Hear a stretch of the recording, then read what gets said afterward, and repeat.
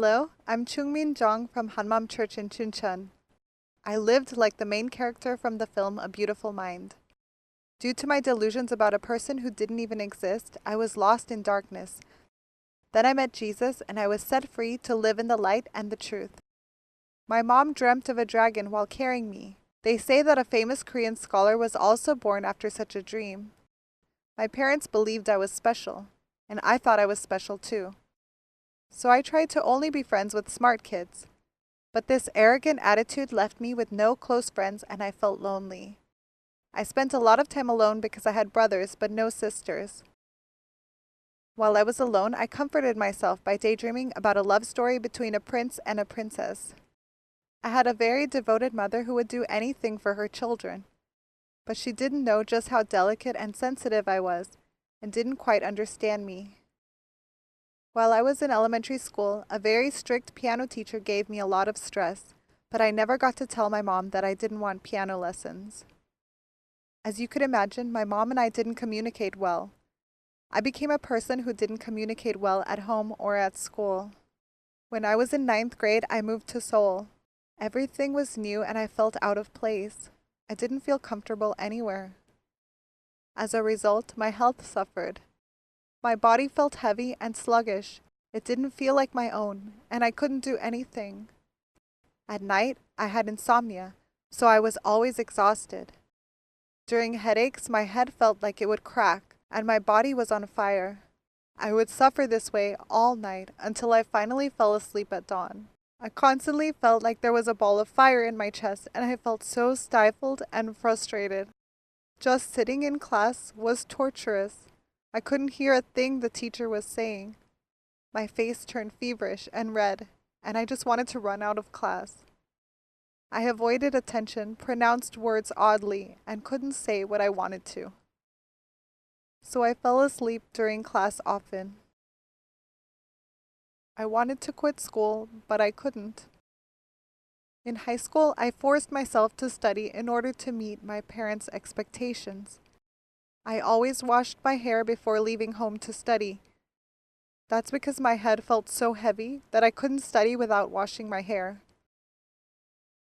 As I continued to do this, before I realized it, I began to have severe hair loss. Then as the stressfulness went on, I lost so much hair that you could see my scalp. I felt so awful.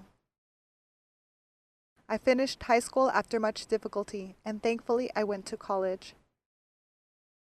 But at some point, I fell into a delusion and could not separate fact from fiction. The delusion was that I thought somebody loved me so much that he was stalking me. The idea that someone was watching my every move made me petrified and unable to breathe. I blamed this stranger for my poor health, being unable to study, and having a hard time at school. But on the other hand, I foolishly grew happy at the thought that I was loved enough to be stalked. I was suffering and lonely in my real life, so I comforted myself with the man in my delusion. All kinds of thoughts and feelings crossed my mind. I imagined that this man was innocent and shy, and that he was unable to approach me and just kept watching from a distance. So I wanted to approach him first. I often went outside pretending to buy something, because I thought this man was lingering near my home. I thought that the man in my delusion had put security cameras around the house to know more about me. Sometimes I was distressed because I heard voices of the man talking about me to someone else. I thought that there were security cameras in the bathroom, so I used it without turning the light on. And I purposely stumbled around like a drunken person, got irritated, and lashed out. My brother got worried and asked me, "Why are you like that? What's wrong?" But I couldn't tell him. I couldn't tell anyone. I thought I'd just sound crazy. I thought no one would believe me. So I told my family that I felt tired and sick. But nobody around me, including my family, knew the truth. Inside, I felt like dying, and I pretended like nothing was wrong. Whenever I went to a new place or met a new person, I assumed that someone who was somehow related to the man was around. I felt extremely self-conscious when there were many people, and that feeling was a terrible weight upon me. Whenever I rode the bus or the subway, or when I met people for a meal or tea, I watched those around me warily. I was almost going insane. I was so frustrated that I stuck a note that said, "Please call me," with my number on it on a wall outside. I thought that my stalker would call me, but he didn't. When there was a car following me, I wrote down its license plate number just in case it was his, but there were so many cars to keep track of. But I told myself that he had lots of friends and that those cars belonged to them, and wrote them all down. I wanted to stop the cars and talk to the drivers. I even prepared a short speech, but I couldn't bring myself to actually do it. I thought out everything about his life in detail. I lived near a renowned college, so I thought he attended that college and was perfect in every aspect. Once I covered my entire window with a black plastic bag because I couldn't stand the thought of him watching me through it. I didn't tell anyone about these delusions, but my parents noticed my strange behavior and took me to see a psychiatrist. Usually I received drug treatment. I still had insomnia at night, but due to the drugs I'd sleep all morning. That gave me enough rest, but the treatment was expensive, and after a year nothing had changed. So I stopped taking the drugs. The confidence I had as a child had all but vanished. This torment had begun in 9th grade, and it plagued me for more than 10 years after that. During those years, my soul was deadened to the point that I felt like I wasn't alive, as if I had lost time. I desperately wanted to live a normal life, even for just a moment. That was how I felt at the time. Often I cried while sitting in a dark room. Other times I couldn't control my emotions and burst into tears, even in a crowded subway. When I couldn't contain my emotions at all, I'd kick my door and break it. Or I would throw my backpack down on the sidewalk. My family moved to Incheon for me, though we didn't know anyone there. You see, my mom wanted to have me live in a new place, in hopes that it would save me. My major was computer science in college, but it didn't suit me, so I barely graduated. I had a related job for a short while, but I quit. My brother suggested that I go to a teacher's college, and I entered college for a second time. I still thought that my stalker was somewhere around me, but I tried my best to ignore the feeling and focus on my life. I still had headaches, and my body always felt heavy, but now I was getting used to this delusional life. But in my 4th year, I had to prepare for the teacher certification exam, and my anxiety reached its peak. Since I was young, I had tried to find solutions for my problems in books. So this time, again, I tried to find a way to survive in books. I feared that I'd experience the same stress I had felt when I had transferred to a new school in 9th grade. And this time, I felt hopeless against it. I grew desperate. In a best-selling Christian book I read, the word love drew my attention. I had not heard that word for a long time, and I thought of God. I couldn't continue living my life on my own, so I sought refuge in God.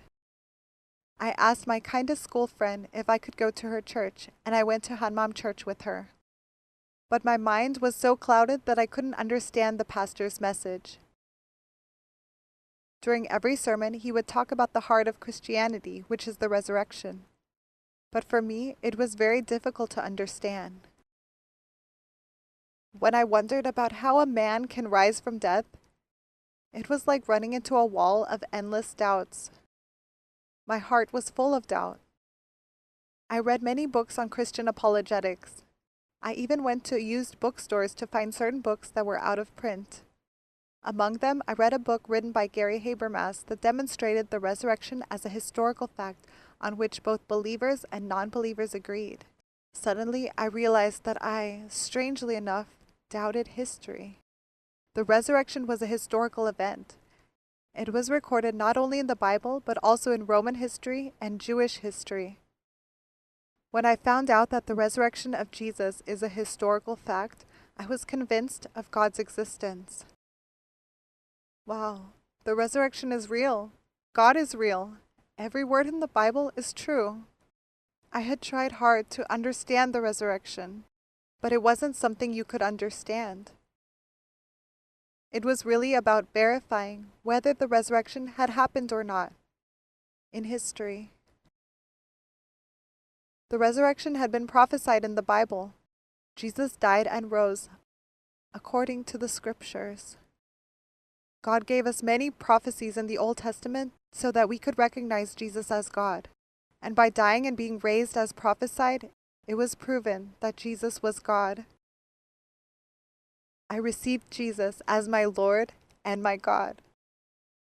And I finally met my Creator, my owner. Amen. There was a time when I thought the Almighty God had abandoned me, and I resented Him. But He came to save me from death. He waited for someone like me, with patience, till the very end. I can't blame anyone for my painful experiences with delusions.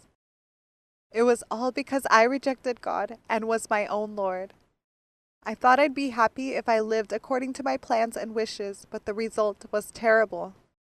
If Jesus was not my Lord, my soul could not help but grow sick and die.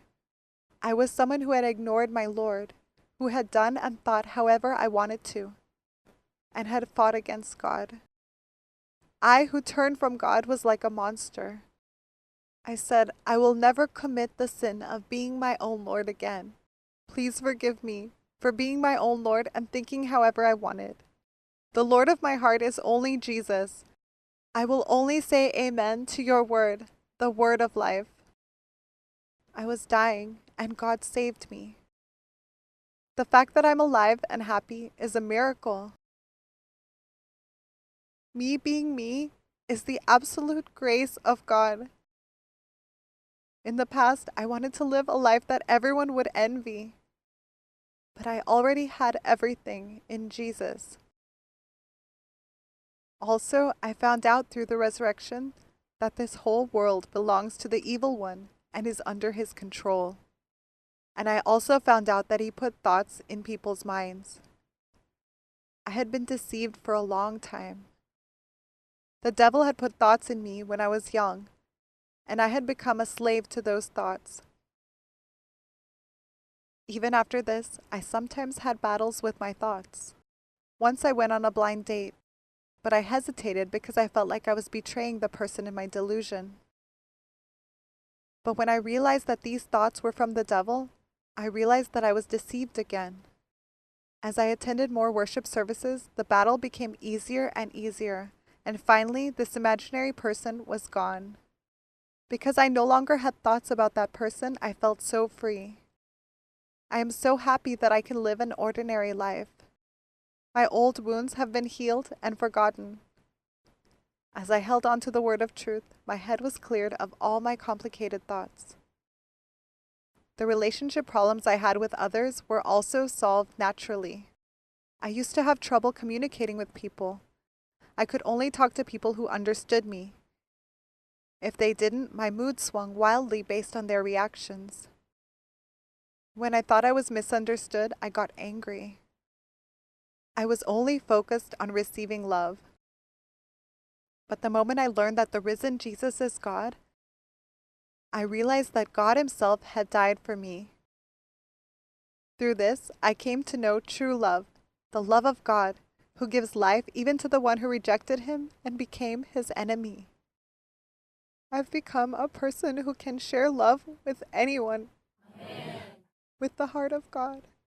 I found true love through the gospel. Now I am working as a teacher and giving the gospel to children who don't have hope because they don't know Jesus. I am so thankful that God sent me to a school full of young souls because I went through such a hard time with my strange thoughts. I can easily recognize kids going through heartache. I can really understand the pain that they are going through, and I care deeply for them. Among them are kids with strange thoughts. Since I went through even worse things, I can understand and accept their troubles. I thank God for giving me a broad mind to understand these kids with. Amen. Children have many kinds of problems, but the only solution is Jesus. There was a child who suffered from child depression, and one day he ran out of the classroom. The child reminded me of my past endangered self. I brought delicious donuts for him every day. He ate them as I soothed his mind and shared about Jesus. He overcame depression through Jesus, and a semester later he became the vice president of the student body with his leadership skills. I was very happy to see him bright and cheerful, and I thanked God. He's in high school this year. Recently we met again and ate dinner together. Now people tell me that I have a good personality and a positive attitude, and I've become a person who brightens up the mood in a group of people. I adjust well to my surroundings, and I can get along well with people I've just met. I live the life of heaven on earth because Jesus is the Lord of my heart. I lived a painful life, dragged around by the thoughts that the devil gave me because I didn't know the gospel. But after receiving Jesus as my Lord, I'm so thankful that I've quit all the delusions from the devil and live a normal life. The key to victory in the spiritual fight is the fact that Jesus rose from the dead. Amen. God really exists. Amen. Thank you.